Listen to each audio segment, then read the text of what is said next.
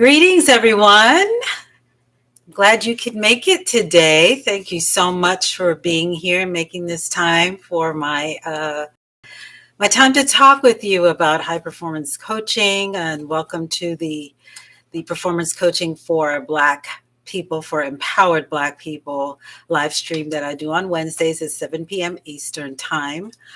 We had a great conversation last week. I took some time to introduce myself, which I'll do here again today, and had a great conversation just on a number of topics. And so, but today I wanted to specifically choose a focus for us. And it happens to be something that I hear pretty often from a lot of people that I talk with in terms of what some of the challenges they may have around thinking about whether they should uh, consider getting a coach. So that's what we are going to talk about today. But before I get more into that, once again, I'm Diane Thomas, and I am an empowered Black woman. I am a proud mother. I'm a proud grandmother. I prefer the term Gigi, and my grandchildren call me Gigi. I'm a sister friend, a daughter, and just a citizen of the world. That is how I consider myself, and I Black people. And through my work, I do two different things. Today, we're talking about the high performance coaching, but certainly with that, I work specifically with Black people. That is my love. That's who I am. That's where I'm comfortable.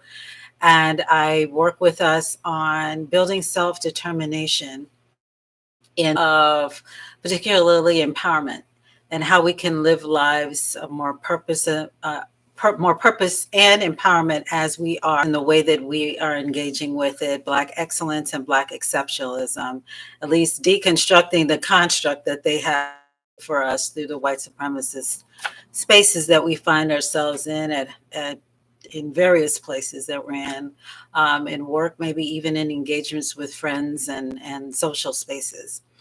So I, back in June, decided to put my focus thoroughly on addressing that issue because it continued to come up in one way. A lot of times people want to talk around the issue and not deal directly with it. And I'm a person that's a straight shooter. I go straight for what the major issues are. We really do need to speak specifically to how anti-Black racism is affecting us in all the spaces that we're in. Racism is affecting us in all the spaces that we're in. And so I encourage my clients and people who know me to speak on it because I speak very confidently about the fact that we do need to deal with it head on, and it's not to be tiptoed around. And one of the things that I've noticed, and you may have as well, so-called racial reckoning here, and around the unfortunate murder of George Floyd.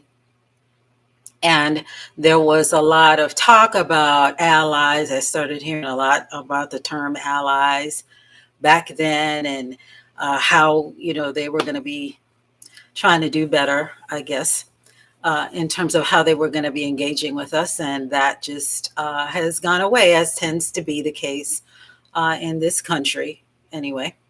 But I am committed to keeping the conversation going, and I'm encouraging you to do the same, to keep people are going to do naturally what comes to them, but I think really certainly to make sure that in your life you are going to be staying true to that call, if that's a call on your life. I know it's a call on mine. So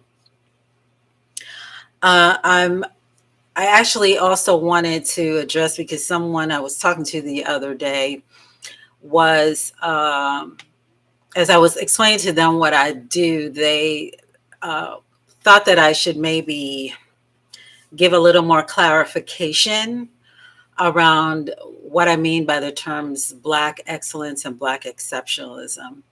And I think I took for granted a lot of times that we know what that is because we live it every day. But I think if I'm in spaces where I'm trying to explain what I do, or just at least even when I'm introducing myself to people, that they get a real clear understanding of what that is. Now, in some of the videos that you'll find on this channel, I address that specifically. I talk about how Black excellence is some BS, and I do talk about Black exceptionalism and Black excellence in a number of those videos, and also in terms when I talk about why I coach Black people and why it's important to me to do that as well. But I think I was trying to receive what the person was saying to me, and I think what I wanted more so to do maybe is look at the term construct and what that means, and understanding that essentially it comes from, and I went and looked up the definition, so let me read it from the Oxford Dictionary. So it says it's an idea or a theory containing various conceptual elements, typically or typically those that are considered to be subjective and not based on empirical or from observation or experience evidence. So essentially so when we think of a construct, it's very subjective. It's something that we probably have constructs of our own around several different topics and areas. But I call and reference Black excellence and Black exceptionalism as a construct, because it's not our term. It's nothing that we came up with as Black people. It's us trying to, in our efforts to adapt to the dominant society and what they have determined for us to be, the way they want us to behave and act and be, that it's a construct that they have created that we now have adapted. And it's a false construct. It's nothing that's based, we are excellent in and of ourselves. We don't have to fit into anybody's categories to do that. And I just breaking a lot of these so-called, well, again, expectations and constructs. So I have, because I don't fit anyway, and I have been told